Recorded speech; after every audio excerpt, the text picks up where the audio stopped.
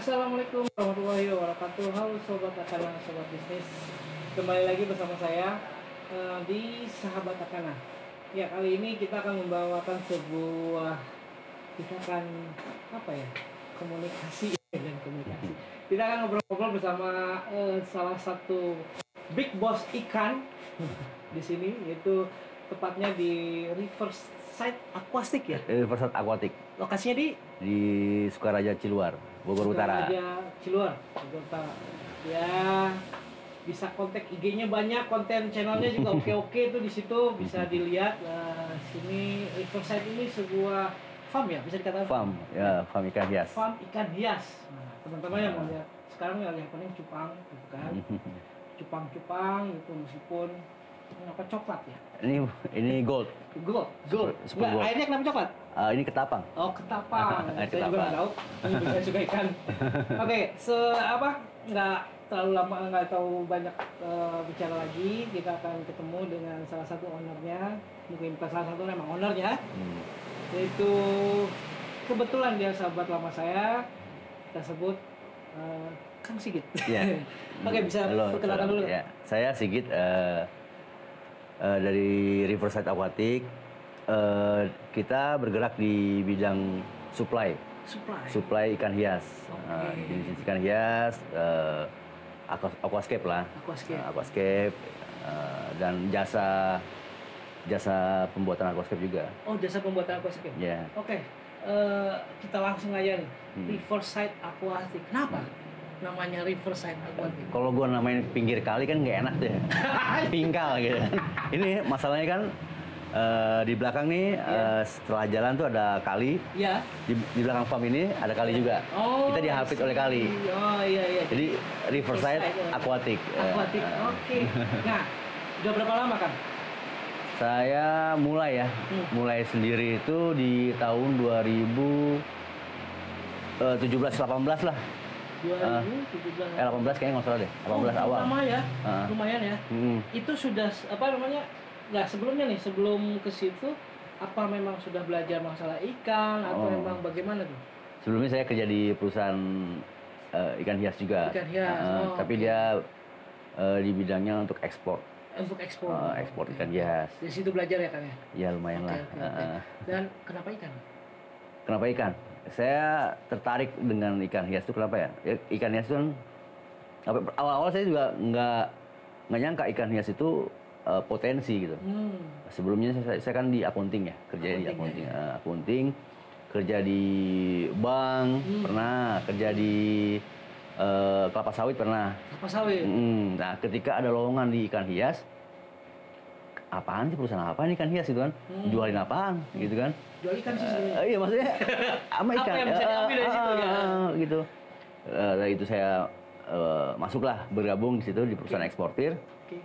Wah ternyata ikan hias itu potensi ya gitu kan. Kita banyak sumber dayanya di sini gitu. Ya cuman tergantung SDM-nya. Cuman SDA kita udah bagus. Gimana kita ngolahnya? Tapi negara lain bisa maju, kenapa kita enggak gitu. Akhirnya saya mikir, wah kenapa orang luar kan dari kita. Kenapa nggak orang kita yang olah gitu kan? Gitu. Banyak ya dari luar itu sebenarnya kan ngambil dari Indonesia. Banyak banget.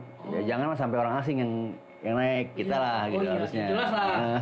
Sumber daya ada di Indonesia. Iya betul. Oke. Ikan apa aja biasanya dari Kang Sigit? Paling... Apakah ada spesifikasi khusus atau gimana? Ikannya kebanyakan ya di sini tuh aquascape. Yang contoh ikan-ikan dari Amerika Latin ya tuh banyak ikan-ikan dari sana bisa dibreed di sini. Dari Afrika bisa dibreed di sini. Makanya gitu kita potensi alamnya itu mendukung. Di sini kita bisa membudidayakan ikan bisa. Banyak ya? Macam-macam. Meskipun dia bukan berasal dari sini. Bukan. Menarik sekali. Berarti Indonesia top market top. Iya. Untuk ikan itu ya? Iya, kita alamnya mendukung. Alamnya mendukung. Iya. Tropis lah. Oke, kalau untuk dari segi bisnis bagaimana nanti ikan? Segi bisnis itu menjanjikan. Jadi itu ikan kenapa tertarik gitu ya? Jadi itu ikan hias itu memang kita bisa memproduksi di sini. Itu gimana SDM-nya. Terus udah gitu harganya sangat menarik buat di luar. Oh, diimpor.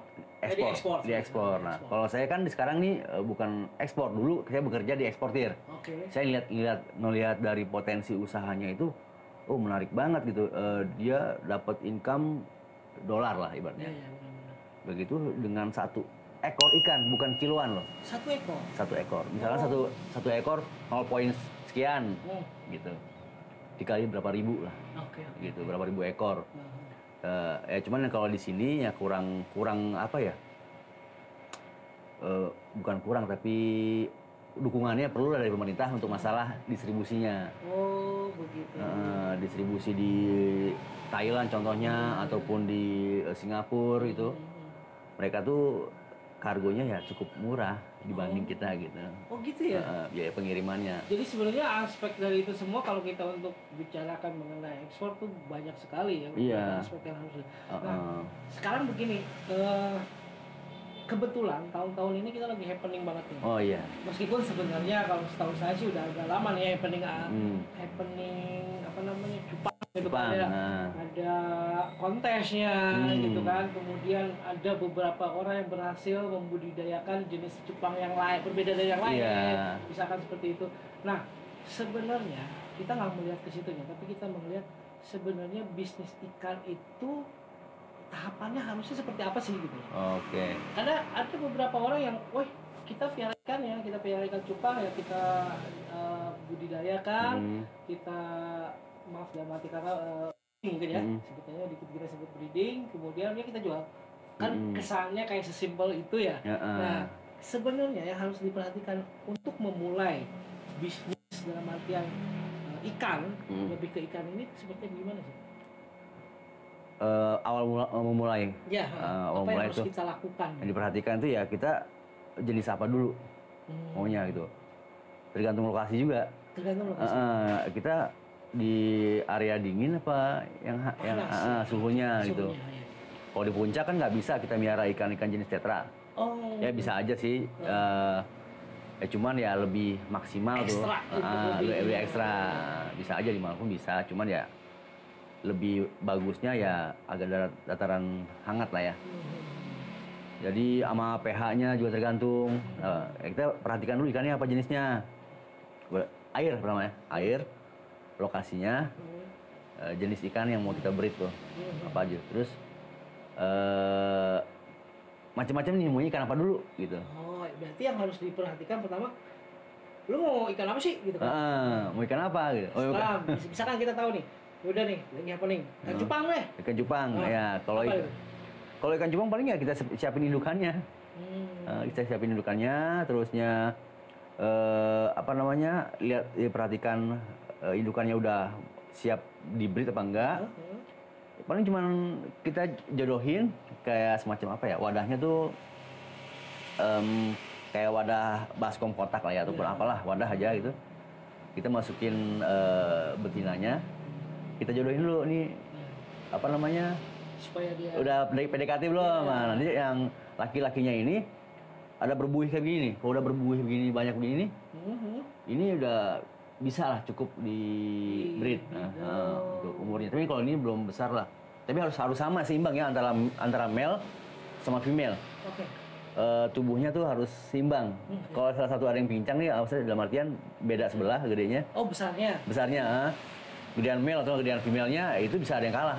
Salah satu. Karena dia teritorial ya? Iya, jadi dia nekuk tuh nggak kalau begitu ininya. Iya. Oh, sebenarnya nggak segampang yang kita pikirkan. Iya. Nah setelah ini nih, kalau kata kita udah dapat ikannya, jenis ikannya apa gitu, terus kemudian kita breedingin tahu. Nah penjualan bagaimana Kang? Kalau penjualan, saya sih sosial media awal. Sosial media, karena sekarang kan ini kan udah zamannya digital marketing nih. Digital marketing, konsisten, kita punya inovasi apa nih misalkan. Nah itu kenapa saya tertarik di ikan hias? Kenapa tuh? Saya ada inovasi ada bayangan nih di tahun 2014-13 lah. Apa tuh? Ya itu ini ikan hias belum ada yang pakai sosial media. Oh. Dulu nih. Iya. Nah, saya tuh ada kawan namanya ya adanya gitu. Saya waktu itu punya inovasi pakai kenapa nggak kita bikin cara penjualannya kayak fashion, ya kan? Cara penjualannya kayak produk-produk yang lain lah. Nah, saya ketika di 2000 ke 2016 ya, itu kan udah mulai agak-agak agak-agak tren anak muda banget kan. Nah, saya ngajar ke anak muda. Ya visinya apa? Oh, bikin ya kita selipin lagu-lagu kekinian, ada sound-soundnya, terus cara edit menariknya dibungkusnya. Ya sama aja kan kayak kita beli pisang goreng, kita jual di supermarket, kita pakai packagingnya bagus ya, menjual kan? Iya begitu. Oke. Packaging sangat menentukan. Iya betul. Nah, suka dukanya apa bisnis? Karena sebelum ini ya, jujur untuk teman-teman bisnis, Sigit ini salah satu teman adik saya dan saya cukup kenal lama. Iya dari band, akunting, terus kemudian sekarang ke ikan gitu loh ya. Jujur waktu itu saya agak kaget sendiri, kenapa ke ikan ya anak band kayak gitu. Nah, itu suka dukanya apa itu di ikan? Suka dukanya ketika ikan sakit. Nah, iya. Ikan sakit. Itu suhu kan nggak bisa diperkirakan ya kan karena alam ya. Ketika lagi musim hujan, itu drop banget suhunya. Terus ikan susah di luar. Susah, karena petani pada gagal panen. Oh iya. Kan suhu juga harus faktor. Itu kejadian kayak gitu sering apa nggak sih dalam 1 tahun itu? Ya nih di musim-musim penghujan gitu ya? Penghujan. Oke. Itu sebenarnya bagus buat breed. Banyak yang gagal entas telurnya. Gitu. Itu sangat diperhatikan sekali ya? Iya, suhu makanya. Suhu diperhatikan sama pH-nya. Iya. Oke, mungkin kalau teman-teman lihat mungkin nanti beberapa video dari aquascape, berarti dalamnya juga mungkin akan dilihatkan. Itu ada beberapa peraturan untuk masuknya harus pakai selang khusus. Saya baru jujur harus pakai selang khusus karena itu untuk mencegah apa itu? Jadi steril ya. Jadi misalkan karena banyak kita nggak bisa lihat ya bakteri ya. Kita tuh nggak bisa lihat karena ada bakteri, ada sebenarnya kayak sekarang lagi COVID nih. Kita mah dari dulu udah ada kayak SOP seperti ini gitu. Sebenarnya di ikan hias sudah ada dari dulu kayak begitu. Kita ngomongin COVID nih sekarang nih. COVID di Badat apalagi nih untuk saat ini nih apabila teman-teman nonton sekarang nanti tayangnya mungkin nggak jauh beda. Bogor kota kita itu lagi ada ganjil genap gara-gara COVID. Untuk bisnis sendiri COVID bagaimana? Justru meningkat. Justru meningkat. Jadi gini, ini uniknya di luar negeri itu lockdown itu udah ada. Sebenarnya saya sudah berjalan. Dalam artian di tiap musim ada lockdownnya mereka. Setiap musim ada lockdown. Misalkan musim salju. Oh iya. Ya? Dia udah biasa di rumah. Mungkin juga dia keluar. Dia suka apa yang dikerjakan untuk terapi biar nggak stres atau gimana, dia beli ikan hias. Makanya ikan hias lebih laku di luar. Nah di Indonesia baru-baru sekarang sangat up banget ikan hias, mau apa aja ya, aquascape, cupang, apalah, hardscape laku banget. Iya. Nah gara-gara apa lockdown. Oh iya, ngapain di rumah gitu ya? Ikan salah satu penghibur yang. Iya sebenarnya telat sih enggak ya, baru kebuka pikirannya mungkin. Ikan hias itu makanya potensi gitu. Di luar negeri itu udah laku banget ikan hias. Karena ya ada hal yang mereka udah terbiasa di stay at home. Iya. Nah kita stay at home-nya dipaksa sama COVID. Benar. Baru pada tahu nih ikan hias tuh. Mau musim apapun sebenarnya kita bisa keluar, bebas. Bisa keluar karena kan kita kan tradisinya kelayapan ya. Iya, tradisi kelayapan. Ada cicing ya.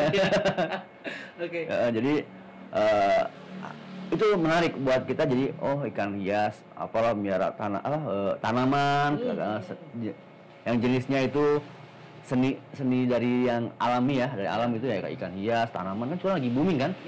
Ya karena stay at home itu kan. Gitu. Perhatikan dari natural ya, ke alam ya.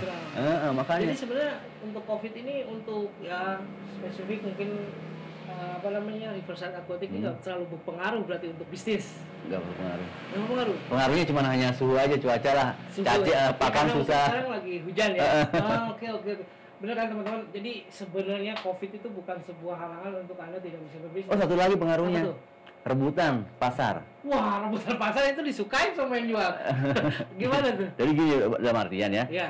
Pasar ekspor, pasar domestik itu saling apa? Bukan saling ya, jadi berarti barang tuh jadi apa? Jadi jarang. Oh. Permintaan banyak. Permintaan banyak ya. Tapi barangnya kurang. Kurang. Gitu. Itu gue belum bikin naik harga. Iya. Hukum ekonomi itu. Jadi Sudah pasti. Jadi sebenarnya dari COVID itu sendiri tidak pengaruh, sangat berpengaruh banget Iya, juga pengaruh. untuk bisnisnya itu sendiri. Iya. Ya kan? Sebenarnya teman-teman bisnis, satu hal yang kita pelajari, ada beberapa kita episode, ada beberapa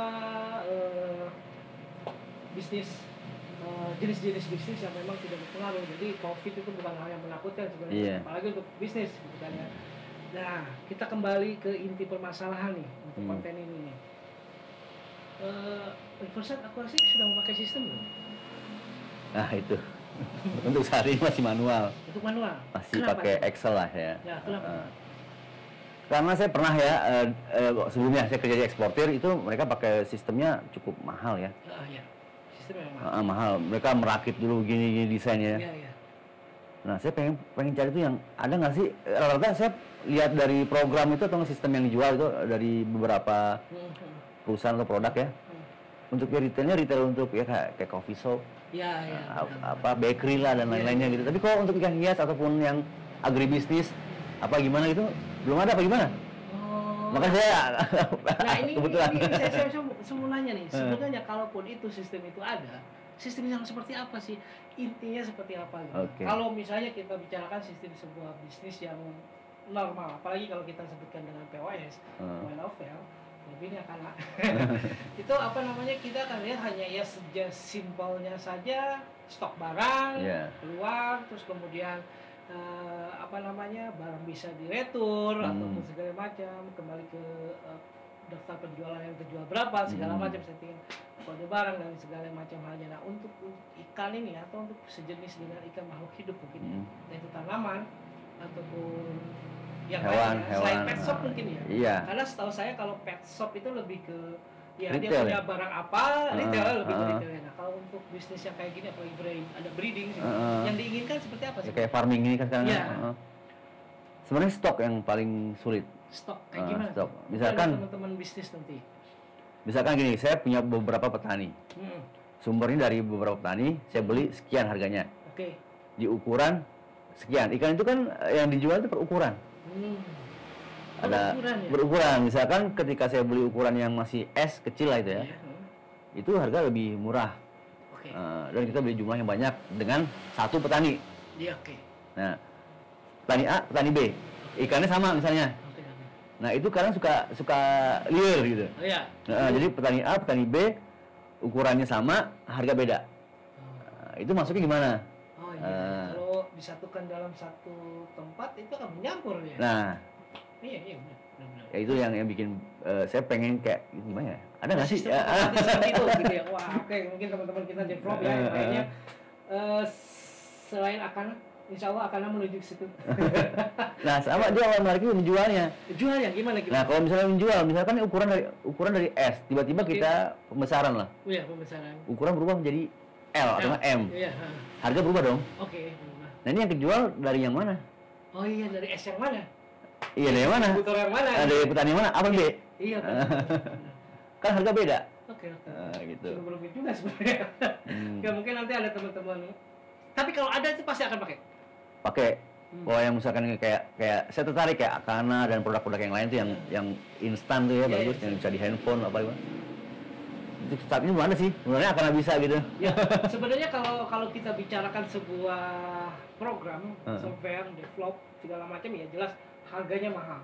Ya kenapa ada beberapa software termasuk Akana itu harganya murah sekali, itu karena apa? Karena kita pakai online, sistem online. Jadi bisa dikatakan secara awamnya satu server dipakai untuk berbagai macam bisnis gitu ya. Cloud ya? Bisa cloud, kita banyak beberapa triknya. Cuma yang pasti itu bisa kita kenapa bisa murah gitu kan? Kasarnya satu produk dipakai bareng-bareng.